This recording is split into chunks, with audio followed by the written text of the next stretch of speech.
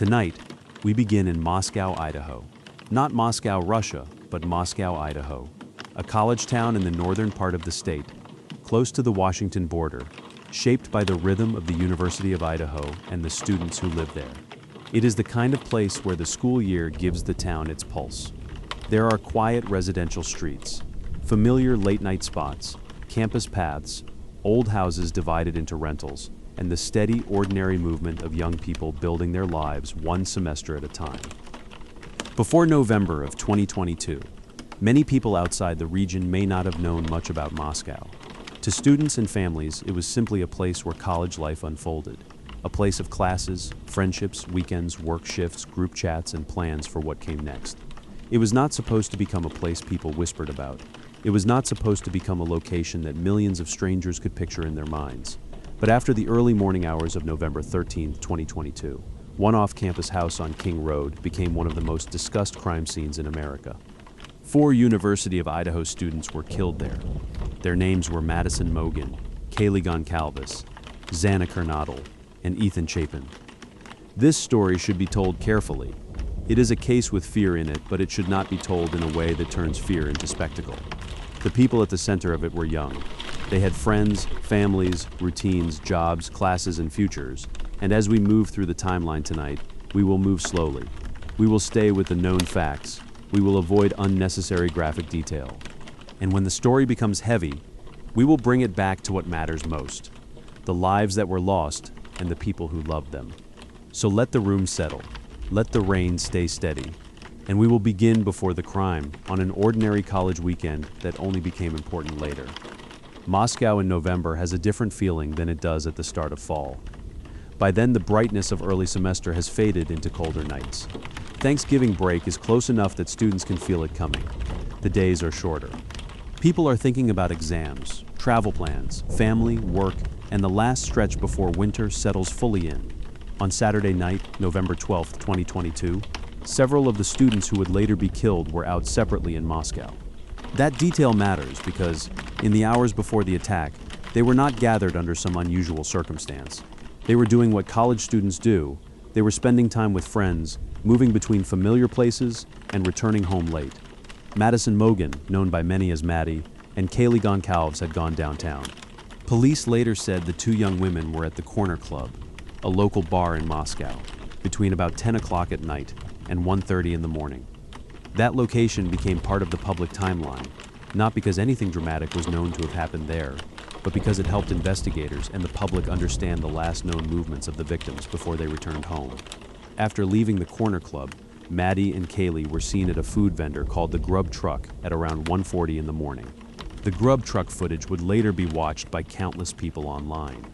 In the video, the scene looked familiar to anyone who has ever been around a college town late at night. People waited for food. Some talked, some stood quietly. The air seemed casual. Nothing about the scene, at least from the outside, looked like the edge of tragedy. This is one of the difficult things about true crime. When we look backward, every ordinary image becomes charged with meaning. A person standing nearby becomes someone to study. A glance becomes something to interpret. A casual moment becomes evidence or rumor or speculation. But at the time, Maddie and Kaylee were simply young women getting food after a night out. They left and got a ride home through a private party. Police later said they arrived back at the King Road residence at about 1:45 in the morning. Around that same time, Xana Kernodle and Ethan Chapin were also believed to have returned to the house. They had been at the Sigma Key house on campus earlier in the night. Ethan was Xana's boyfriend. He did not live at the King Road home, but he was there that night, spending time with her. Xana did live there. The King Road house itself became intensely familiar to the public after the crime. It was a multi-level rental home near the university, the kind of house that could hold several roommates and a social student life. It sat in an area with other student residences nearby. To people who lived in that neighborhood, the house would not have looked like a future crime scene. It would have looked like part of the landscape of college life. Cars outside, lights on at odd hours, friends coming and going, weekend noise, late-night routines. 2 surviving roommates had also been out that night, separately. Police said they returned home by about 1 o'clock in the morning. So by the time Maddie, Kaylee, Xana, and Ethan were all believed to be back inside, The house had entered the quiet closing portion of the night. The social hours were over. People had come home. Food had been picked up. Messages had been sent. Bedrooms were reached. The night should have ended there. It is tempting to pause at this point and search for warning signs. But in many cases, there are none available to the people living through them. Human beings move through life depending on trust. We trust the walls around us. We trust familiar streets. We trust that a college house near campus is just a college house near campus. We trust that if we go to sleep, morning will arrive in the usual way. In the early morning hours of November 13th, something entered that trust and destroyed it. 4 students were killed inside the King Road home. Officials later determined the deaths were homicides by stabbing. Authorities also said there was no sign of sexual assault. Some of the victims were believed to have been asleep when attacked, while some had defensive wounds. That is enough to know. The reality is severe enough without repeating details that would only make the telling more graphic. What matters for the shape of the case is where the victims were found and what happened afterward. Police later said that 2 victims were found on the 2nd floor and 2 were found on the 3rd floor. The 2 surviving roommates were not physically harmed. For the rest of the morning, the full truth of what had happened inside the house was not immediately known to the outside world. At some point later that morning, the surviving roommates woke. Friends were called to the residence. There was concern that someone on the 2nd floor might have passed out and was not waking up. At 11:58 a.m., a 911 call was placed for an unconscious person. The call came from inside the house using the phone of one of the surviving roommates, and multiple people spoke with the dispatcher before officers arrived. When officers entered, the situation became something far more serious than an unconscious person call. They found 4 victims. The news began to spread through Moscow. At first there was confusion, then there was fear.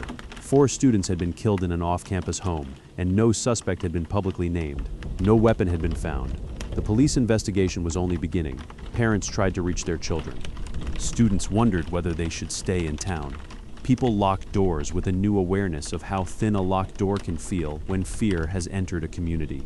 The University of Idaho and the city of Moscow were forced into a new reality almost overnight. A place that had felt familiar now felt watched from the outside and unsafe from within. Every unknown detail became a source of anxiety. If 4 students could be killed in their home, who was safe? Was the attacker someone in the community? A stranger passing through? Someone connected to one of the victims? Someone still nearby? In the early days, police had to do 2 things at the same time. They had to investigate carefully, and they had to speak publicly to a frightened community. Those 2 tasks do not always fit easily together. Investigators cannot reveal everything they know. They cannot rush evidence. They cannot always explain why they believe one thing and not another. But the public, especially a grieving and frightened public, wants certainty. Moscow Police, Idaho State Police, the FBI, and the Lata County Sheriff's Office all became involved. The crime scene was processed. Evidence was collected. Photographs were taken. Digital material was reviewed. Officers began building a timeline of movements, calls, sightings, and possible vehicles. They asked residents and businesses for surveillance footage from the surrounding area, especially between 3 and 6 in the morning. That request matters because in a modern investigation, a neighborhood is not only a physical place, it is also a network of cameras, phones, doorbells passing headlights, traffic routes, and digital records. A vehicle turning at the wrong time might matter. A light on a camera across the street might matter. A quiet street can still record fragments of movement. But while investigators worked, the public filled the silence with speculation. The grub truck video became a focus. People online watched the footage again and again, looking for suspicious behavior. They paused frames, they named strangers, they imagined motives, they treated proximity as suspicion.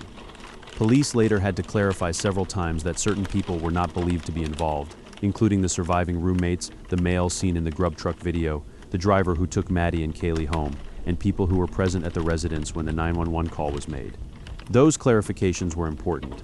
They were not just procedural statements. They were attempts to protect real people from the weight of public suspicion. In high-profile cases, innocent people can be swept into the story because they appear in a video, knew a victim, lived nearby, or simply became visible at the wrong moment. The public hunger for answers can become harmful when it turns strangers into suspects without evidence. This case showed how quickly true crime attention can become overwhelming. People wanted justice, and that desire was understandable. But desire is not evidence. Fear is not proof. A theory is not an investigation. For the families of Madison, Kaylee, Xana, and Ethan, the public attention was layered on top of grief. They were not only mourning, they were also watching their loved ones' final hours become the subject of national discussion. Every update mattered. Every rumor hurt. Every delay was difficult. Every press conference carried the possibility of an answer, and the possibility of more questions. To understand why the case captured so much attention, it helps to slow down and remember who the victims were beyond the crime. Madison Mogen was remembered as warm and bright, a young woman deeply loved by her friends and family. Her relationship with Kaylee was often described as extremely close, the kind of friendship that becomes part of a person's identity. Kaylee Goncalves was remembered as driven, lively, and full of plans. She was near the edge of a new stage of life, with graduation and adulthood ahead. Xana Kernodle was remembered as vibrant, social, and full of personality. She worked, studied, had friends, and lived in the kind of busy world college students create around themselves.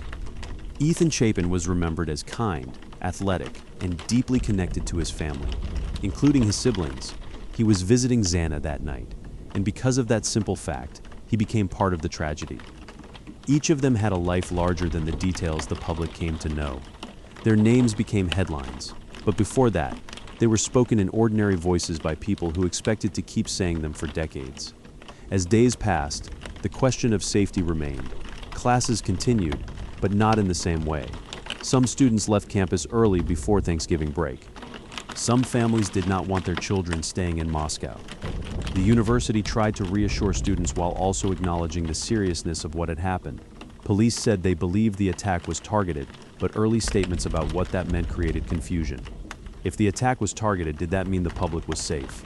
If no suspect was in custody, how could anyone be sure? That uncertainty became part of the emotional landscape of the case. A targeted attack may reduce one kind of fear, but it does not erase fear when no one knows who was targeted, why, or by whom. People wanted the suspect caught. Until that happened, every explanation felt incomplete. One of the major investigative threads that became public was the search for a white Hyundai Elantra. Police asked for help identifying a vehicle of that kind believed to have been in the area around the time of the killings. That request changed the public conversation. Suddenly, the case had a visible object for people to look for, a car. A make and model, something concrete. Tips poured in. People reported vehicles, online communities searched databases, listings, photos, and parking lots. Some of that attention may have helped produce leads. Some of it also created noise. Investigators had to sort real information from speculation, mistaken sightings, and duplicate tips. The public saw a car. Investigators had to build a case. Behind the scenes, the investigation continued to widen. It involved surveillance footage, phone records, forensic testing, and later, investigative genetic genealogy. The details of how investigators moved from the crime scene to a suspect became the subject of legal arguments and public reporting. But at a basic level, the case appears to have been built through many separate strands coming together: a vehicle of interest, phone data, physical evidence, and the careful work of connecting time, place, and identity. On December 30th, 2022, more than 6 weeks after the killings, Brian Kohberger was arrested in Pennsylvania. He was taken into custody at his parents' home in the Poconos. At the time, he was a graduate student in criminology at Washington State University in Pullman, Washington, which is only a short drive from Moscow. The arrest was startling to many people because of that detail. A criminology graduate student, a nearby university, a person who had been living close enough to the crime scene that the distance between Pullman and Moscow suddenly felt very small. The public reaction was immediate. The case had a name attached to it now, but an arrest is not the same thing as a full explanation. For the families and for the community, it marked the beginning of a new chapter. Kohberger was extradited to Idaho. Court proceedings began. The case moved into the slower rhythm of the legal system.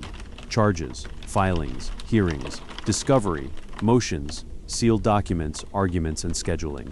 The public, used to the rapid pace of online speculation, now had to watch a system that moves according to procedure rather than curiosity.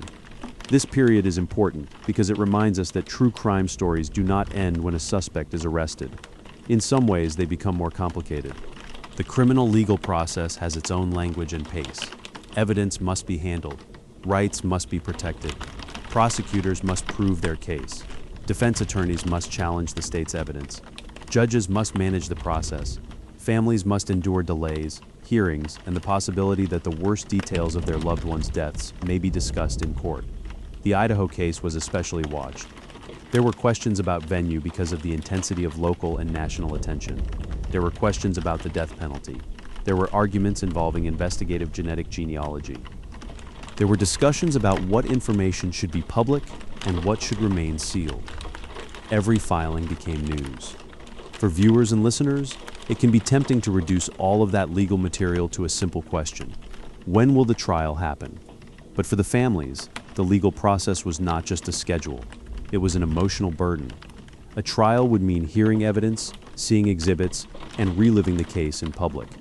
A plea would mean avoiding a trial, but possibly leaving some details unspoken in open court. There is no painless version of justice after a loss like this. Years passed between the killings and the final legal outcome. Then, in 2025, Brian Kohberger accepted a plea agreement. He pleaded guilty to the murders of Madison Mogen, Kaylee Goncalves, Xana Kernodle, and Ethan Chapin, and to burglary. As part of the agreement, prosecutors agreed not to seek the death penalty. The plea prevented a trial. For some observers, that meant questions remained. For others, it meant the families would not have to endure weeks of testimony and evidence. Both views can exist at the same time. A trial can expose details, but it can also reopen wounds. A plea can bring certainty, but it can also leave people wishing for a fuller public accounting. On July 23, 2025, Kohberger was sentenced to 4 consecutive fixed life sentences for the murders, meaning life without the possibility of parole, and an additional fixed sentence for burglary. In legal terms, the sentence ensured he would never be released. In human terms, it marked a boundary. The criminal case had reached its formal conclusion. But a sentence is not a restoration. It does not bring Maddie back. It does not bring Kaylee back. It does not bring Xana or Ethan back. It does not give their families the lives they expected to keep sharing. It does not give their friends another ordinary weekend. It does not make the King Road house just a house again in memory. The house itself became an object of public attention. People talked about whether it should remain, whether it should be demolished, whether it should be preserved for trial, whether removing it would help the community heal. Eventually, the house was demolished. For some, that was necessary. For others, it was complicated. Physical places hold memory, but memory does not disappear when a building does. Sometimes removing a place gives a community fewer things to stare at. Sometimes it also reminds people that the absence has taken another shape. Moscow had to keep living. Students still came to campus. Classes still happened. New residents moved through the town. But after a case like this, normal life resumes differently. The story becomes part of a place's identity, whether the people who live there want that or not. Outsiders may know Moscow because of tragedy. Residents know it as more than that. They know the weather, the streets, the grocery stores, the campus, the everyday life that continued before and after the worst moment. That difference matters. When a community becomes famous for a crime, the world sees one night. The people who live there have to carry the whole place. There is also another layer to the Idaho case, the way it reflected modern true crime culture. The case unfolded in the era of TikTok theories, Reddit threads, live streams, comment sections, and amateur investigation. Some people were careful, some were reckless. Some genuinely wanted to help. Some seemed more interested in being first, being right, or being seen. The public's fascination did not come from nowhere. The case was frightening.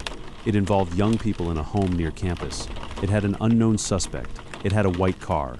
It had delayed answers. It had a suspect with a criminology background. It had a courtroom process that continued for years. Each of those elements drew attention, but attention is not always care. Care requires restraint. Care requires accepting that not every detail belongs to the public immediately. Care requires remembering that families may read what strangers write. Care requires understanding that victims are not characters, and grief is not content. That is why a quiet telling matters. We can understand the timeline without turning it into a spectacle. We can acknowledge fear without feeding it. We can describe the investigation without pretending to be investigators. We can remember the names instead of only the method. If we return to the timeline, the shape of the case becomes clear. Late on November 12th, Maddie and Kaylee were downtown. Jana and Ethan were at or near the Sigma K house. The surviving roommates came home earlier. Around 1:40, Maddie and Kaylee were seen at the grub truck. Around 1:45, they arrived home. Jana and Ethan were also believed to have returned around that time. In the early morning hours, the attack occurred. Later that morning, roommates woke, friends came over, and the 911 call was placed at 11:58. Officers arrived and found 4 victims. The investigation began. A white Hyundai Elantra became a major public lead. On December 30th, Brian Koberger was arrested in Pennsylvania. In 2025, he pleaded guilty. On July 23, 2025, he was sentenced to fixed life sentences without parole. That is the skeleton of the case, but the emotional reality lives between those points. It lives in the unanswered calls. It lives in the parents who did not know at first what had happened. It lives in the students who left Moscow because the place that felt safe suddenly did not. It lives in friends remembering ordinary conversations that became final. It lives in the surviving roommates whose lives were forever altered by being in that house and living through the aftermath. It lives in the families who had to speak publicly while grieving privately. There has been much public conversation about the surviving roommates, especially because they were inside the home and survived. It is important to speak about that carefully. Surviving a violent event, or surviving proximity to one, can create trauma that outsiders do not understand. People may ask what someone should have done, what someone should have heard, what someone should have known. But trauma does not behave according to comment section logic. Fear, confusion, sleep, layout, timing, and shock all shape human response. Police made clear early on that the surviving roommates were not believed to be involved. That is where responsible discussion should begin and end. Likewise, the friends who came to the house before police arrived were thrust into a nightmare. People sometimes discuss the 911 call as if confusion itself were suspicious. But a college house on a late morning after a weekend may not immediately present the full truth to the people inside it. The call began as a report for an unconscious person, because that is what the people present believed or could process in that moment. The full reality was discovered by responding officers. This is why restraint matters. The public receives details in pieces. The people living the moment receive chaos. The same restraint should apply when thinking about motive, because the case concluded with a guilty plea rather than a full trial. Some questions may never be publicly answered in the way observers expected. People often want a motive because motive gives shape to horror. It makes the unthinkable feel less random, but sometimes the legal outcome can establish responsibility without giving the public a satisfying explanation. That absence is uncomfortable. It is also common. In sleep-focused true crime, we do not need to force an answer beyond what the record supports. We can say what is known, we can acknowledge what remains uncertain, and we can let the unknown remain unknown without filling it with speculation. The Idaho murders also changed how many people thought about college safety. Parents imagined their own children living in shared houses off campus. Students imagined familiar late-night routines. The fear spread because the setting was recognizable. It was not a remote location. It was not a hidden world. It was the kind of place people associate with independence, friendship, and first steps into adulthood. That recognizability is part of what made the case so haunting. A home should be a boundary. A bedroom should be a refuge. College should be a place where young people worry about exams, relationships, roommates, jobs, and the future, not violence in the night. When those assumptions are broken, the fear travels far beyond the town where it happened. But even in that fear, it is important not to let the killer become the center of the story. The legal process required naming him. The investigation required identifying him. But memory does not have to belong to him. Memory can belong to Madison, Kaylee, Xana, and Ethan. Madison and Kaylee's friendship became one of the details people held on to. 2 young women who had known each other for years, whose lives were woven together, returned home together that night. Jana and Ethan's relationship also became part of the story. 2 people in the middle of young love, one living in the house and one visiting. 4 lives connected by friendship, school, and youth. The families have each carried the loss publicly in different ways. Some spoke often, some sought answers in court, some focused on remembrance. Grief does not have one correct shape. In cases watched by the public, families are sometimes expected to perform grief in ways strangers understand, but grief is personal. It can be angry, quiet, outspoken, private, exhausted, focused, or all of those things in the same day. A sentence can end a courtroom chapter, but it does not end family life after loss. There will still be birthdays, holidays, anniversaries, photos, empty chairs, friends growing older while the victims remain frozen at the ages they were. That is the part of true crime that cannot be solved. When we tell this case as part of a long, quiet episode, the goal is not to create alarm. It is to understand why the case mattered and why it stayed in public memory. It mattered because 4 young people were killed. It mattered because a community was afraid. It mattered because the investigation was long and complex. It mattered because the legal process took years. But most of all, it mattered because the lives at the center of it mattered before anything happened to them. If you're listening while trying to sleep, you do not need to hold every detail tightly. You can let the timeline pass gently. A college town, a Saturday night, a house near campus, 4 students returning home, a morning call, an investigation, a white car, an arrest far away, years of court, a guilty plea, a sentence, and behind all of it, 4 names: Madison Mogan, Kaylee Goncalves, Xana Kernodle, Ethan Chapin. There is no way to make the story light, but there is a way to tell it without making it louder than it needs to be. There is a way to remember without sensationalizing. There is a way to acknowledge the fear and then set it down. The rain keeps falling. The room stays quiet. And we leave Moscow with care, holding the memory of 4 young lives that should have continued far beyond that November morning. This is where the Idaho case rests for tonight. Not in the house, not in the courtroom, not in the public theories, but in remembrance. 4 students loved deeply, whose names deserve to be spoken gently. Before we fully leave this case, it is worth slowing down again and looking at the parts of the story that often get rushed, because when a case becomes famous, people tend to remember the headline version. 4 students, a college town, a house, a suspect arrested weeks later, a guilty plea, a sentence. Those are the large markers, and they are important. But between those markers is the lived experience of a community trying to understand something that did not fit with the way people believed their world worked. Moscow was not a place where most people expected national news trucks. It was not a place where students expected their neighborhood to be analyzed by strangers. It was not a place where parents expected to see maps of streets their children walked every day. That sudden attention changes the atmosphere around a tragedy. It makes grief public before people have had time to understand it privately. In the first days after the killings, officials released limited information. That was frustrating for the public, but it was also normal.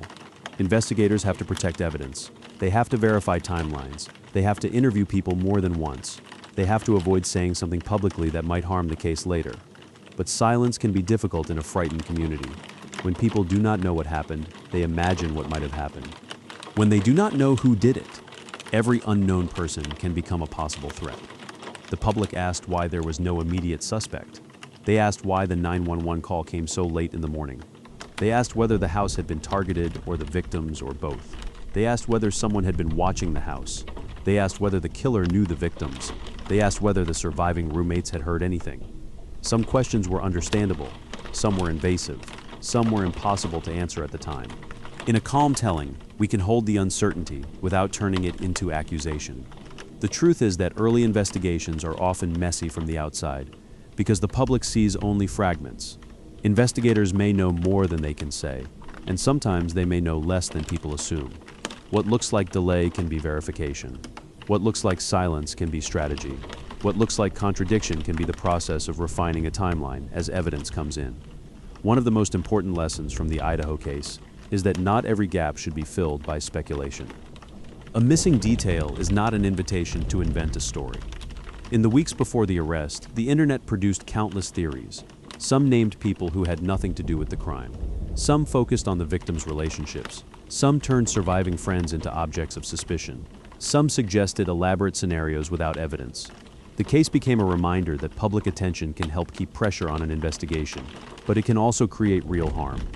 Imagine being a friend of one of the victims and seeing your grief dissected online. Imagine being a surviving roommate and being judged by strangers who were not in the house, did not know the layout, did not know what was heard, did not know what was understood, and did not know what trauma does to memory and response. Imagine being a family member, waiting for answers while also watching rumors spread faster than official information. That is part of the story too, not because the rumors solved anything, they did not, but because they show what happens when a tragedy becomes content before it has become understandable. The investigation itself moved through layers. There was the physical scene inside the house, there was the exterior area around King Road, there were interviews with friends, neighbors, roommates, drivers, and people who had seen the victims that night. There were digital records from phones and cameras. There was public outreach. There were tips coming in from across the country after the white Hyundai Elantra was announced. Each layer had to be sorted, compared, and tested against the others. A timeline in a case like this is not simply a list of times. It is a structure that investigators build to narrow possibility. If a victim is seen at 1:40, if a car is seen near the area at one time and then again at another, if a phone connects or does not connect to a network, if a camera records movement at a particular minute, each detail becomes part of the larger question: who could have been where and when? That is why the early movements of the students mattered so much. Maddie and Kaylee at the corner club, Maddie and Kaylee at the grub truck, their ride home, Xana and Ethan at Sigma Chi, the surviving roommates returning earlier. The 911 call late the next morning. These details did not make the story simple, but they created a frame, and inside that frame, investigators looked for what did not belong. The white Hyundai Elantra became one of those things that seemed not to belong. To the public, it was a clue that could be understood easily. A car is visible, a car can be searched for, a car can be reported, but for investigators, identifying a vehicle is only one step. They still need to connect that vehicle to a person. Connect the person to the scene, and connect the scene to evidence that can stand in court. When Brian Kohberger was arrested, the public turned immediately toward his background. He was studying criminology, he lived in Pullman, he was not a random name anymore, he became the person around whom the legal case would form. But it is important, even after a guilty plea, to remember that the legal system does not operate on public surprise. It operates on charges, evidence, procedure, and ultimately, in this case, admissions through a plea. The years after the arrest were not empty time. They were full of legal movement. Motions were filed. Evidence was disputed. The venue became an issue because of the intense attention in Latah County. The death penalty was a major question. Investigative genetic genealogy became part of broader legal arguments and public interest. The defense and prosecution moved through the slow process of preparing for a case that, if it had gone to trial, would have been watched by millions. For families, that time can be especially hard. The public may see headlines every few weeks and then move on. Families do not move on between headlines. They carry the case every day. A hearing date can reopen anxiety, a filing can reopen anger, a delay can feel like another injury, a plea offer can create mixed feelings. The law has to move carefully, but grief does not become easier just because the process is careful. When the plea came, it shifted the meaning of the case again. A guilty plea meant that the formal question of guilt would no longer be decided by a jury. It meant the death penalty would be taken off the table. It meant the families would be spared a trial, but also that the public would not hear the full presentation of evidence in the way it might have during courtroom testimony. Some family members and observers may see that as relief. Others may see it as a loss of answers. There is no single response that everyone has to share. This is one of the hardest truths about legal closure. The court can settle the criminal case, but it cannot decide how everyone should feel about the outcome. Justice can be necessary and still incomplete. Certainty can be welcome and still painful. Avoiding a trial can be merciful and still leave questions. On the day of sentencing, the legal system spoke in years and life terms. 4 consecutive fixed life sentences, additional time for burglary, no parole. Those terms are clear. They tell the world what will happen to the person responsible, but the families had to speak in a different language. They had to speak about the people they lost. They had to speak about missing futures. They had to speak about birthdays, graduations, weddings, careers, families, and ordinary years that would never happen. That contrast is one of the quietest and heaviest parts of any sentencing. The law can measure punishment. It cannot measure absence. When we think about Madison, Kaylee, Xana, and Ethan, it is easy to let the case overshadow the lives. But the lives are where the meaning is. A case file can say where someone was last seen. A timeline can say when someone returned home. A courtroom can say what sentence was imposed, but none of those things can fully capture a person. A person is not only the final night. A person is the favorite song played too often, the inside joke, the room left messy, the text that still sits on someone's phone, the photo someone cannot delete, the family story repeated at holidays, the friend group that still feels one seat short, the future plans that remain suspended in memory for a sleep-focused episode. This is where we can let the pace slow even more. We are not rushing to the next shocking fact. We are letting the story breathe. We are letting the listener understand that the horror of the case is not only in how the victims died, but in how much life was interrupted. The University of Idaho community also had to find ways to remember. Memorials, scholarships, vigils, statements, and private acts of grief all became part of the aftermath. Public remembrance can be comforting, but it can also be difficult. It asks people to share their grief with others. It asks them to turn pain into words. Sometimes that helps. Sometimes it simply becomes another thing to endure.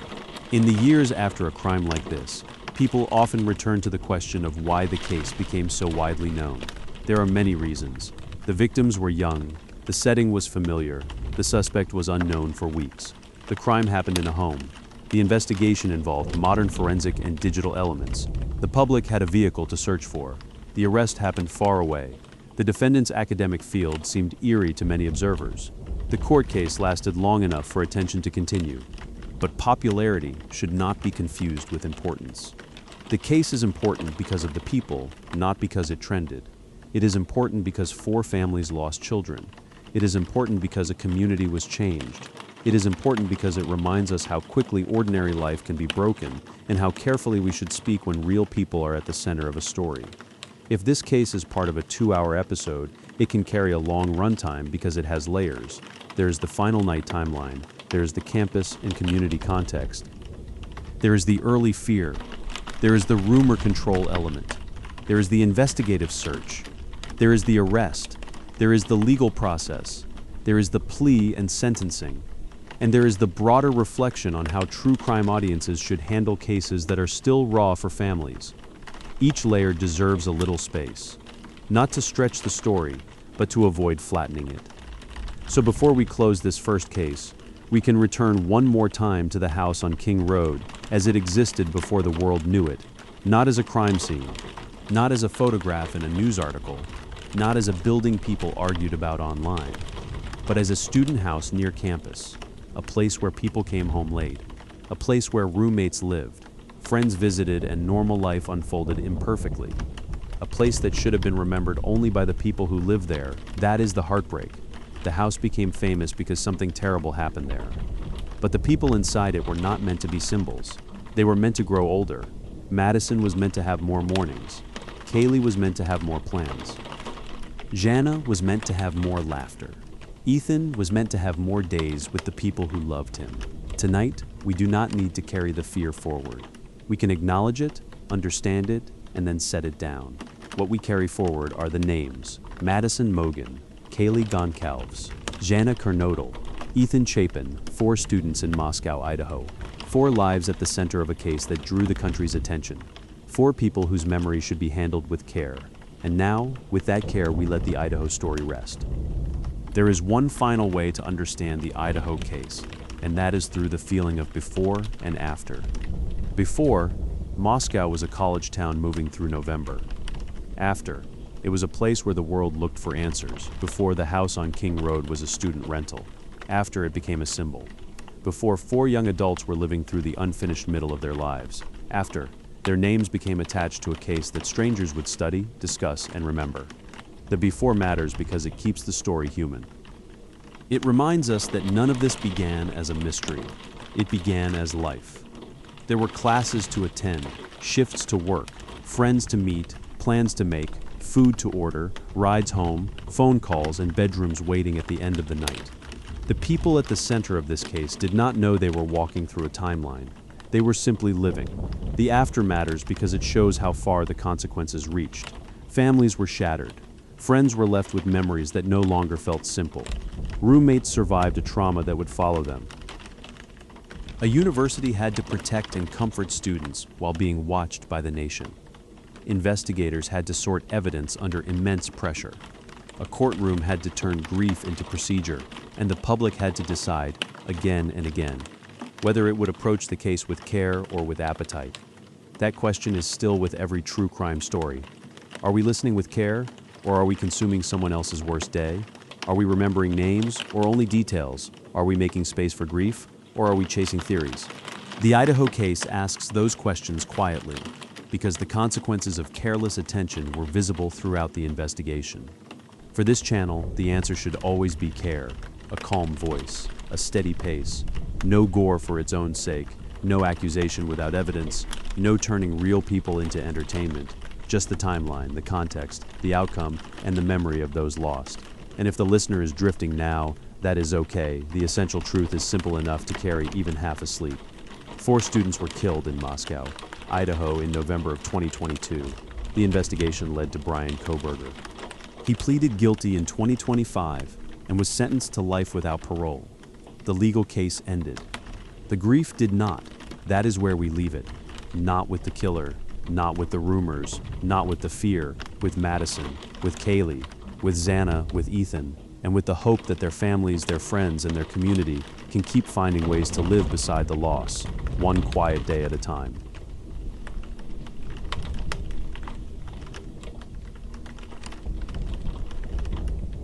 Tonight, we are moving into the second story of this episode.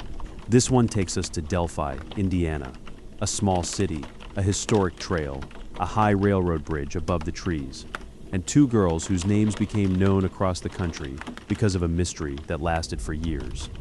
Their names were Abigail Williams and Liberty German. Most people know them as Abby and Libby. Abby was 13, Libby was 14. They were friends. They were young. They had the kind of ordinary afternoon plans that should never have become part of a criminal investigation. On February 13th, 2017, they were dropped off near the Monon High Bridge area to walk, spend time outside, and enjoy a day away from school. It was unseasonably warm for February in Indiana, and the trail area was the sort of place where local people might go to stretch their legs, take photographs, and enjoy the quiet. They were supposed to be picked up later that afternoon, but they did not come to the arranged pickup location. Calls went unanswered. The first worry became a search. The search became a night of fear.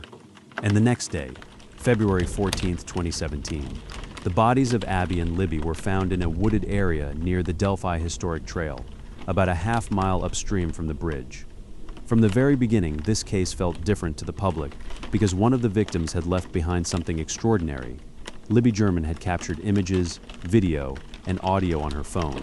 A man on the bridge, a brief clip, a voice, the words that would become inseparable from the case. Down the hill.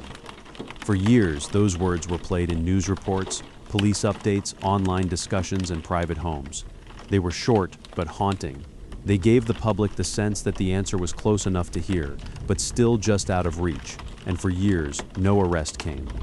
So tonight, we are going to move through the Delphi case slowly, not as a puzzle to be solved in a rush, and not as a collection of rumors. We are going to follow the known timeline, the long search for answers, the public weight of the video and audio, the arrest of Richard Allen, the trial, the conviction, and the sentencing. And through all of it, we are going to keep the focus where it belongs, on Abby, on Libby, on 2 girls who went to a trail on a Monday afternoon and never came home. The story begins in Delphi, a place that before 2017, many people outside Indiana had never heard of. Delphi is not a giant city. It is the kind of place where families recognize names, where local roads become familiar through repetition, and where the landscape holds a mix of rural, quiet, and small-town memory. The Monon High Bridge Trail is part of that landscape. It is connected to an old railroad bridge that stretches high over the ground and trees, weathered and narrow, visually striking, and to many people a local landmark. For young people, places like that can feel like adventure, not dangerous adventure necessarily, just a place slightly outside the normal daily pattern, a place to take pictures, a place to walk with a friend, a place to be out in the open air. On February 13th, 2017, schools in the area were closed for an unused snow day. The weather was mild. Abby and Libby made plans to go to the trail. According to the official case summary, they were dropped off near the bridge area around 1 p.m. This detail is important because it anchors the case in normalcy. They were not running away. They were not disappearing into the night. They were not in a remote wilderness far from everyone. They were two girls going to a familiar local trail in the middle of the day. That is part of what made the case so unsettling. It happened in daylight. It happened in a place that did not seem, to the community, like the setting for something so terrible. It happened in the kind of ordinary space people use without thinking too much about danger. At some point shortly after 2 p.m., Libby posted photos from the Monon High Bridge area to Snapchat. Those images would become part of the final known record of the girls' day. The bridge itself is a central image in the case. It is long, elevated, and old. Walking across it requires attention. The railroad ties are spaced apart, and there is no modern pedestrian railing in the way people might expect on a typical walking bridge. Because of that, the bridge naturally slows movement. A person crossing it has to watch their steps. A person behind them becomes noticeable in a different way than on a wide paved path. Investigators later released an image of a man on the bridge, taken from Libby's phone. That image became one of the most widely seen pieces of evidence in modern true crime. A man in blue jeans, a jacket, hands or arms positioned near his body, his head slightly down, a figure moving along the bridge behind the girls. For the public, the image was both powerful and frustrating. It showed someone, but it did not show enough. It gave shape to the suspect, but not certainty. People stared at it, adjusted contrast, compared clothing, discussed gait, posture, age, weight, facial shape, and clothing folds. Some thought they could see a face. Some thought they could identify objects. Some thought the image pointed clearly to one person or another. But a blurry image is still a blurry image. And in a case this serious, suspicion is not proof. The audio was even more chilling because it brought the listener closer to the moment. Police released a brief clip of a male voice saying, "Down the hill." Later, additional audio including guys was also discussed in reporting and public updates. The voice sounded calm, direct, and commanding.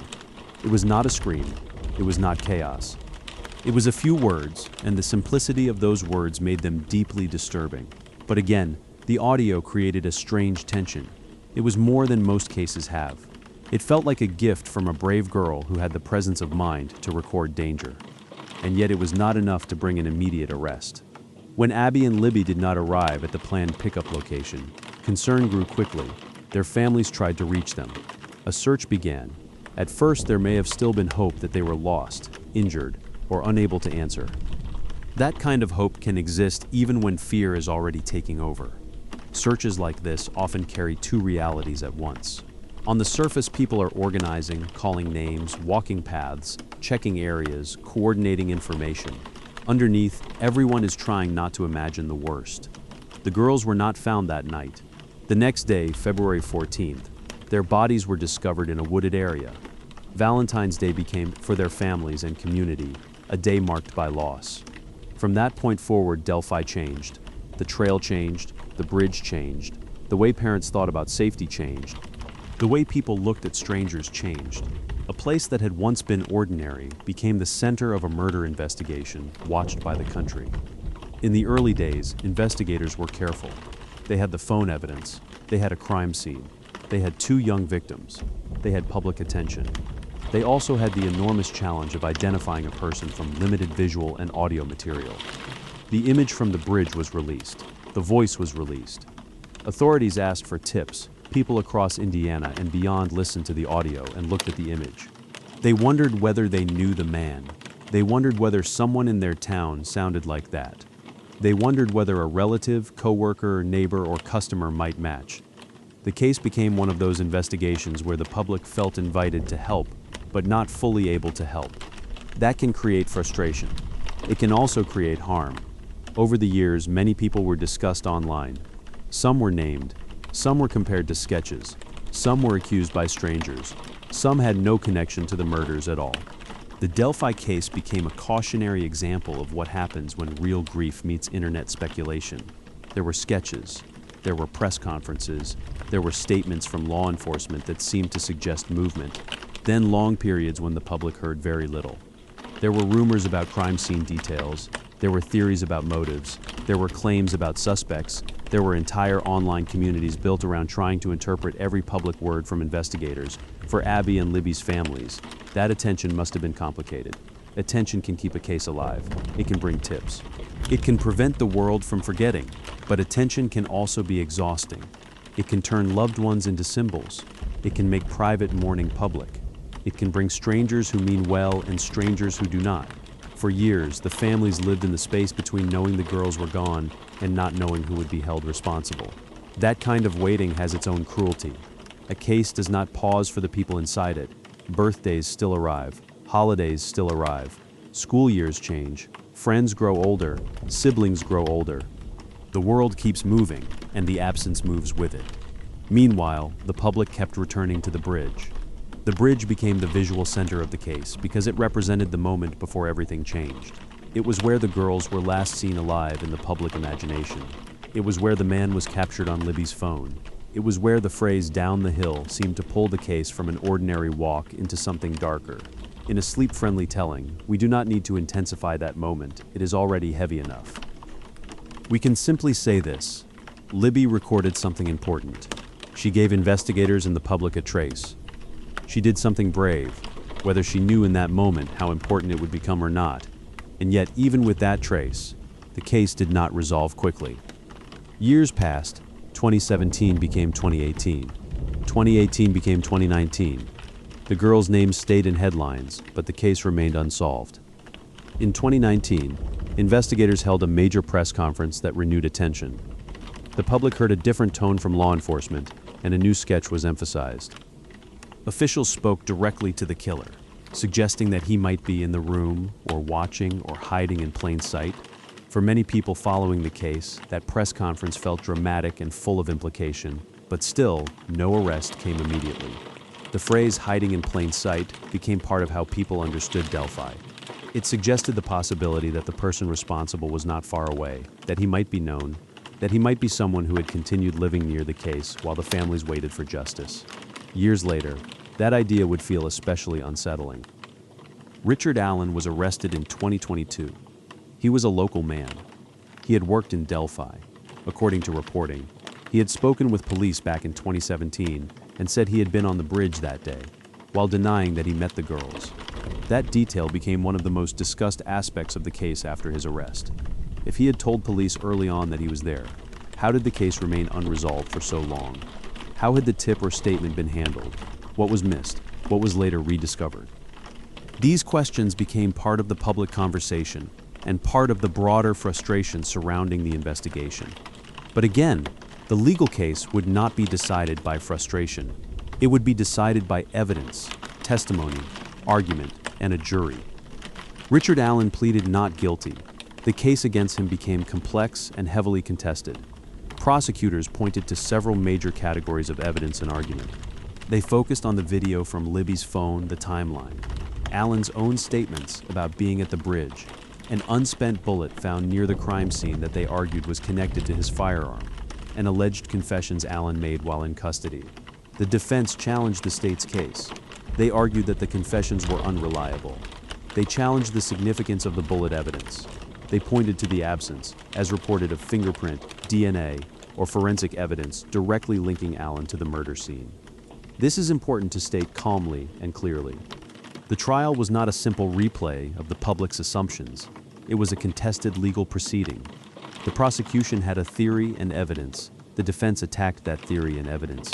The jury had to weigh what was presented in court, not what had circulated online for years. Before the trial, the case also became known for unusual and dramatic legal filings, disputes over evidence, delays, questions about defense strategy, and intense public interest. At times, the court process itself became another story layered on top of the original tragedy. For people who followed the case from the beginning, this was emotionally exhausting. After years of waiting, an arrest did not immediately mean resolution. It meant another long process. More hearings, more filings, more delays, more headlines, more arguments about what could and could not be said publicly. The families had already waited years to hear a name. Then they had to wait again for a trial. When the trial finally unfolded in 2024, the public interest remained intense. The jurors heard evidence connected to the bridge video. They heard arguments about the timeline. They heard about the unspent round.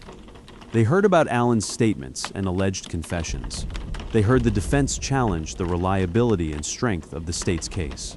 And on November 11, 2024, Richard Allen was convicted in the killings of Abby Williams and Libby German, including counts of murder and murder while committing or attempting to commit kidnapping. More than 7 years after the girls were killed, there was a verdict. For many people, the conviction felt like the answer that had been promised by the existence of the video and audio all along. The man on the bridge, the voice, the years of waiting, the sketches, the press conferences, the theories, the arrest and the trial, all seem to arrive at one legal conclusion. But a verdict does not make the years disappear. On December 20, 2024, Judge Fran Gull sentenced Richard Allen to 130 years in prison, imposing consecutive 65-year terms on 2 murder counts. That sentence meant he would spend the rest of his life in prison. The legal system had reached its formal answer. But as with every case like this, the answer came too late to give back what mattered most. Abby and Libby were still gone. It is tempting in true crime to let the story end with the sentence. The judge speaks, the number of years is announced, the defendant is taken away, the headline says justice. The case is placed into a category, solved, but for families, solved does not mean restored. Solved means there is a name. Solved means a conviction. Solved means a punishment. It does not mean the girls come home. It does not mean their families stop waking up into the reality of absence. It does not mean the bridge returns to being only a bridge. That is why the Delphi case still feels heavy. It was not only long, it was intimate. The girls themselves helped identify danger. Their final recording became public evidence. Their courage became part of the investigation. And because of that, millions of strangers felt close to the case in a way that was both meaningful and sometimes uncomfortable. There is a responsibility that comes with listening to those final clues. We should not treat them like a horror clip. We should not replay them for shock. We should understand them as part of a young girl's last effort to capture what was happening. That deserves respect. So if we speak of the voice, we speak softly. If we speak of the bridge, we remember it was part of their afternoon before it became part of a case. If we speak of the investigation, we remember the families waiting behind every update. The story of Abby and Libby is also the story of a community that had to live with a wound in public. Delphi became known for the murders. But for the people who lived there, Delphi was still home. They still had to go to work, send children to school, pass familiar roads, and live with the knowledge that something terrible had happened in a place they knew. Communities often carry cases like this in layers. There is the layer of fear. In the beginning, before an arrest, people wonder if the person responsible is still nearby. Parents become more cautious. Trails feel different. Ordinary solitude becomes threatening. There is the layer of grief. Vigils, memorials, signs, shirts, fundraisers, and public statements become ways to express what cannot really be fixed. There is the layer of identity. A town does not want to be known only for tragedy, but tragedy becomes part of how outsiders see it. And there is the layer of endurance. Years pass, and the community has to keep living while still remembering. For Delphi, the bridge became both a place and a symbol of the girls' last known afternoon, a symbol of the clues they left behind, a symbol of fear, a symbol of waiting, and eventually, after the verdict, a symbol of a case that took more than 7 years to reach a courtroom conclusion. One of the most haunting aspects of the case is how much was known and unknown at the same time. The public knew the girls were at the bridge. The public knew Libby had captured a man. The public heard the voice. The public knew the bodies were found the next day. But the public did not know who the man was. The public did not know why the case took so long. The public did not know which tips mattered. The public did not know what evidence was being held back. That mixture creates obsession. When people have 1 or 2 powerful clues, but not the full answer, the mind keeps trying to complete the picture. It replays the image. It replays the audio. It looks for patterns. It wants the unknown to become known. But investigations do not move at the speed of public need, and justice, when it comes, often comes slowly. In the Delphi case, the slowness became part of the pain. Every year without an arrest meant another year of questions. Every anniversary meant renewed coverage. Every press conference raised hope and risked disappointment. Every rumor had to be survived. For Abby and Libby's families, those years were not content. They were life. It is important to keep returning to that. Because in the quietest version of this story, the most important facts are not the legal filings or theories. They are the lives. Abby Williams was 13. She should have had more school years, more friendships, more changes, more ordinary growing up. Liberty German was 14. She should have had more photographs, more plans, more afternoons, more chances to become the adult she was going to be. They were girls, not clues, not symbols, not names to be used only when discussing a suspect. Girls, friends, loved children. The fact that Libby recorded the man on the bridge has often been described as brave, and it was. But bravery should not be the only thing we remember about her. Abby and Libby were more than what happened to them. They were more than their final act of awareness. Their families knew them in full, not as victims in a headline, but as daughters, granddaughters, classmates, friends, and everyday presences. True crime can never fully give that back, but it can refuse to erase it. So as we move through the rest of the Delphi story, we keep the names close. Abby, Libby. The investigation after the murders stretched across years, and over those years, law enforcement received countless tips. The public was asked repeatedly to look at the image, listen to the voice, and think carefully. In many unsolved cases, tips are both essential and overwhelming. They can contain the missing piece. They can also bury investigators in irrelevant information. Each tip has to be evaluated. Some are vague, some are emotional, some are based on resemblance, some are malicious, some are sincere but wrong, some may seem unimportant at first and become important later. That is one reason long investigations can be so difficult to understand from the outside. The public sees the absence of an arrest and assumes nothing is happening. But behind the scenes, investigators may be sorting through thousands of pieces of information. They may be waiting on lab results. They may be reviewing old notes. They may be re-interviewing witnesses. They may be following leads that do not work out. And sometimes, the thing that matters was there from early on, but was not understood in the right way until later. Richard Allen's connection to the bridge that day became a central point of interest after his arrest. Reporting has noted that he spoke with police in 2017 and said he had been on the bridge while denying that he saw the girls. That fact is one of the reasons people remain frustrated with the case even after conviction. It suggests that the investigation had access to a potentially important statement early, but did not resolve the case for years. There may be procedural explanations, investigative mistakes, or complexities not fully visible to the public. But for families and observers, the emotional reaction is understandable. If someone later convicted had placed himself near the location, why did it take so long? That question may remain part of the public memory of Delphi. The trial provided some answers, but not necessarily every answer people wanted. Trials are not designed to satisfy every public curiosity. They are designed to determine legal guilt based on admissible evidence.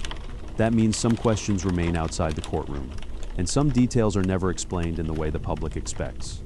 During the trial, one of the contested areas involved Allen's alleged confessions while in custody. Prosecutors argued they mattered. The defense argued they were unreliable. Confession evidence can be powerful, but it can also be complicated. Jurors have to consider the circumstances. They have to consider consistency. They have to consider whether statements are supported by other evidence.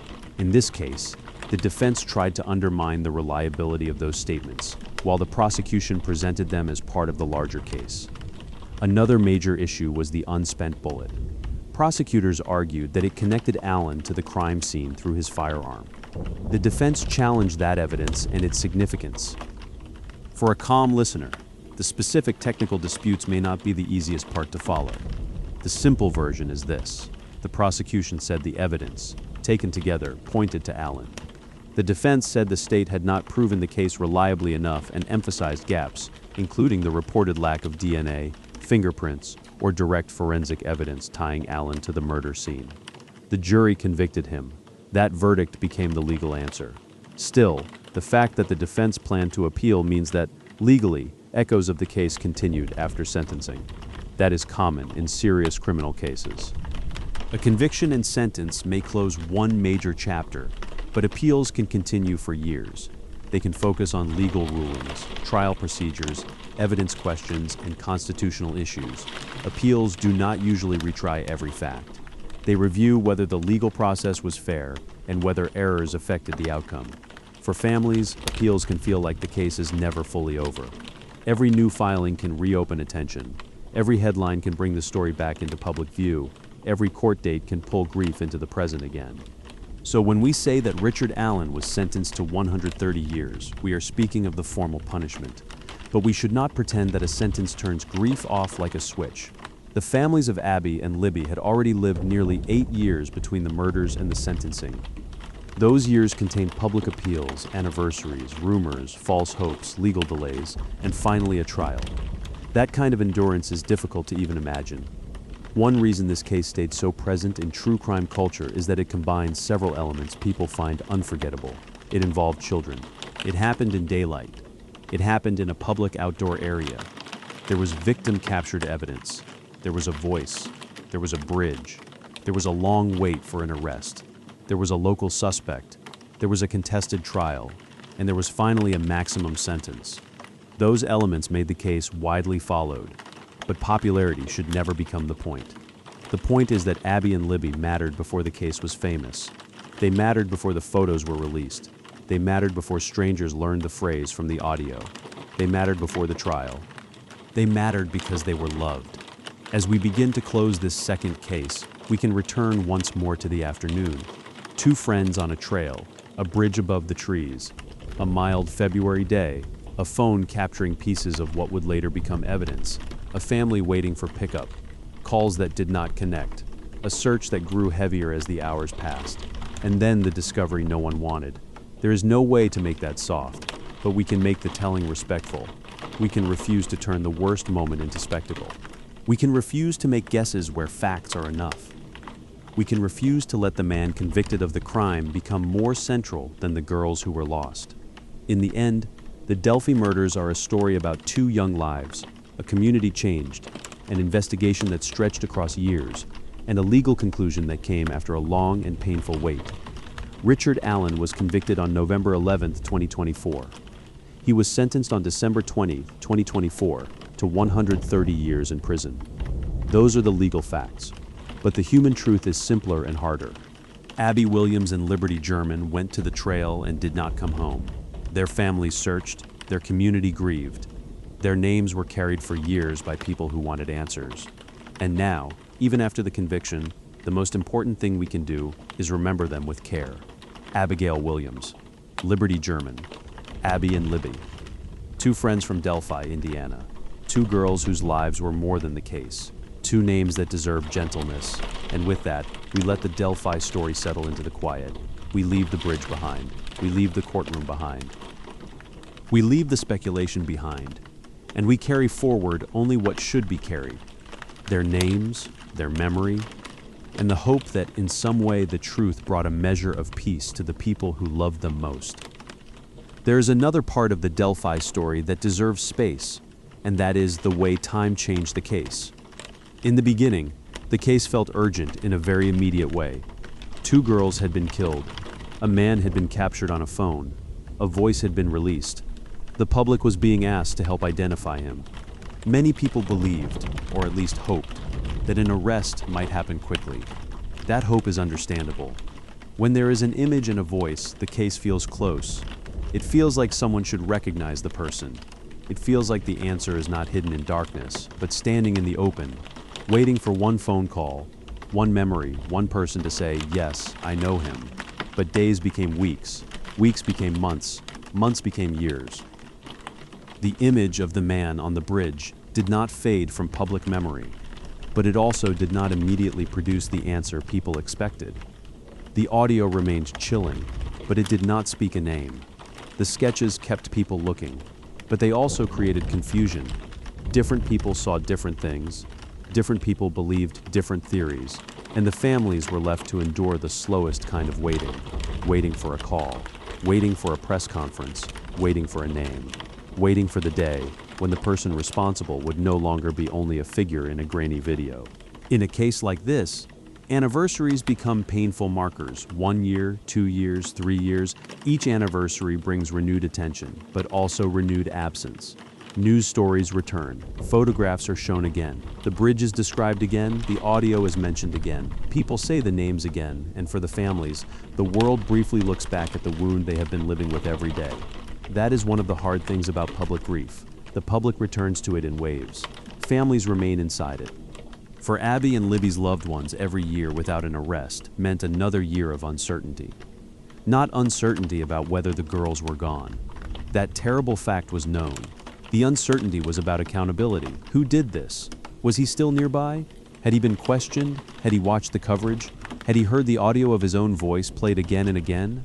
Did someone know and stay silent? Questions like that can wear on a person. They do not have neat edges. They follow people into ordinary moments.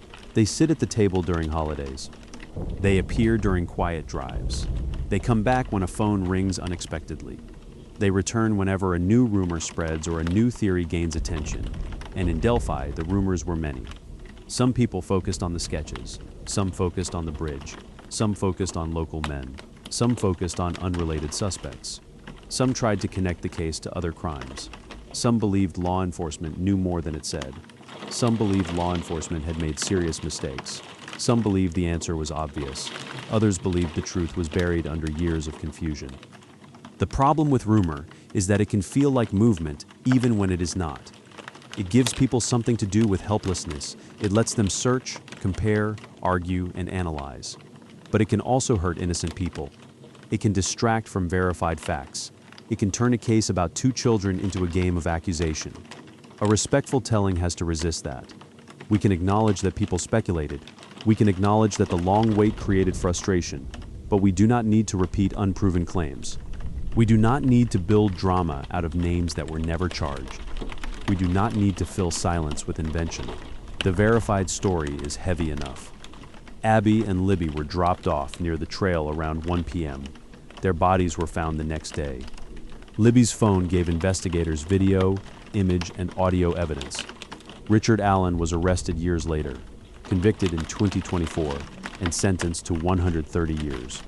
Those facts can hold the story. Still, it is worth thinking about why the case remains so emotionally powerful. The answer is not only that it was unsolved for a long time. Many cases remain unsolved. The Delphi case stayed in public attention because it felt, in a very painful way, like the victims had reached forward from the final moments and handed investigators a clue that changes how people experience a case. It creates the feeling that Abby and Libby were not completely voiceless. It creates the feeling that Libby's awareness mattered. It creates a kind of promise that if she was able to record him, then the world should be able to identify him. When that promise was not fulfilled quickly, frustration deepened. But from the perspective of evidence, a recording still has limits.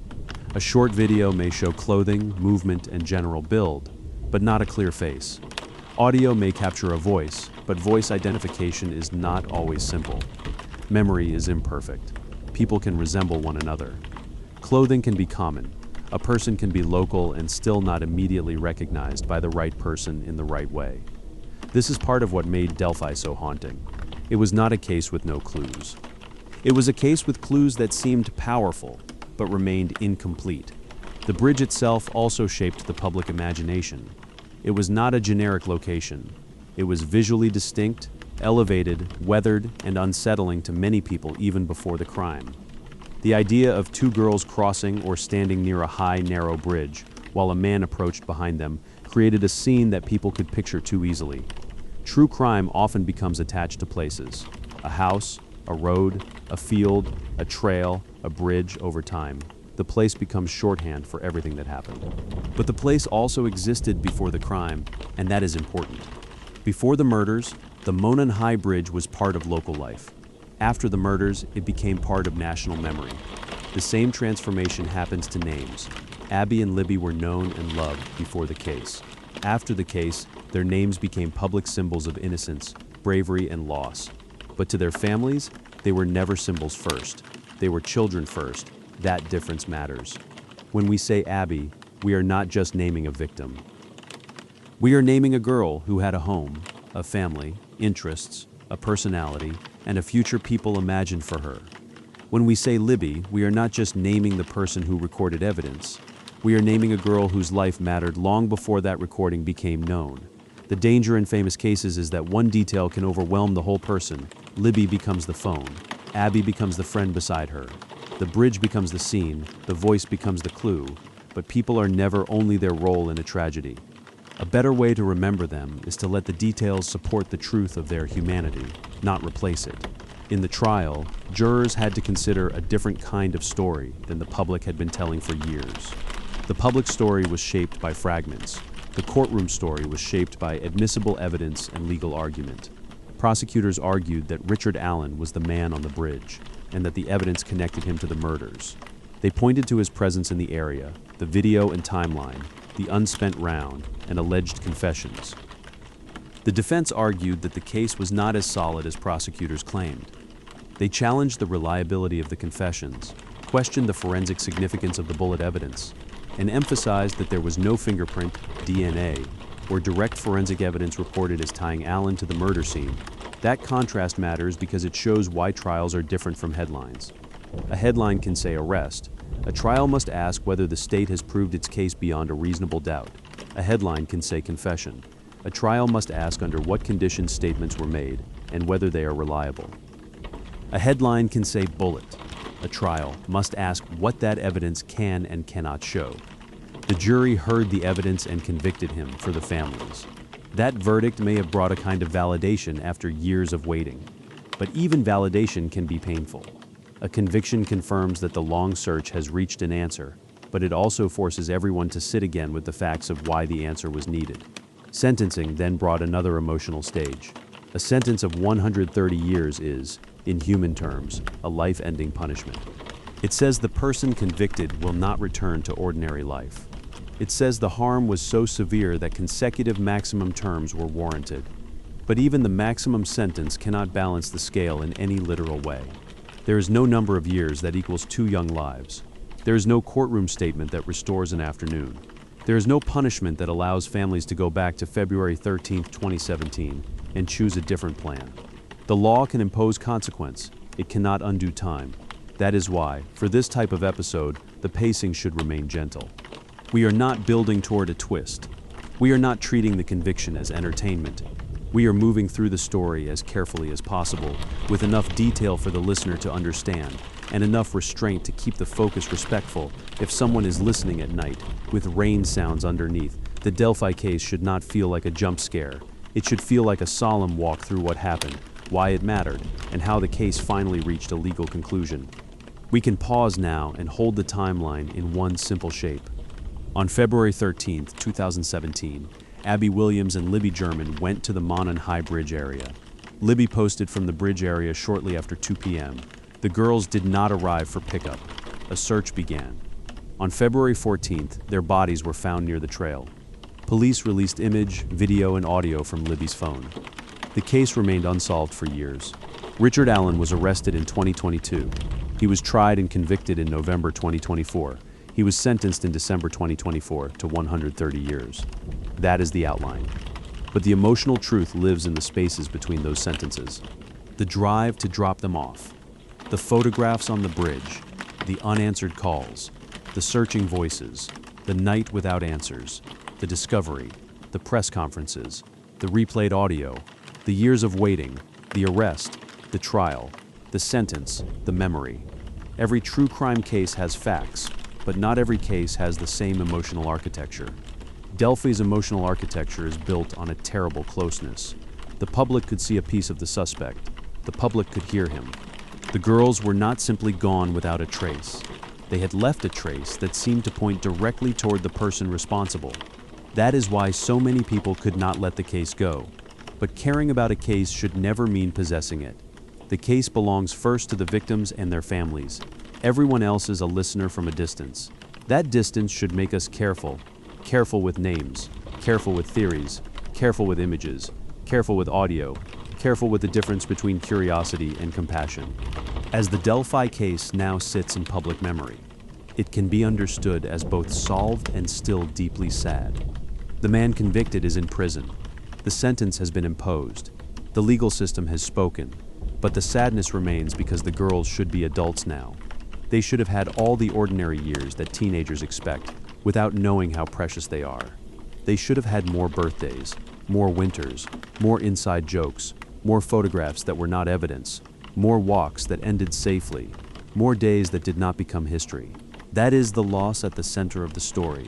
And that is why we return to their names before we end. Abigail Williams, Liberty German, Abby and Libby, friends on a February afternoon, daughters and granddaughters and classmates, 2 young lives remembered by the people who loved them, and by many others who came to know their story only because something terrible happened. May the telling of it stay gentle, may the memory of them stay larger than the crime, and may the quiet after this story belong not to fear, but to care.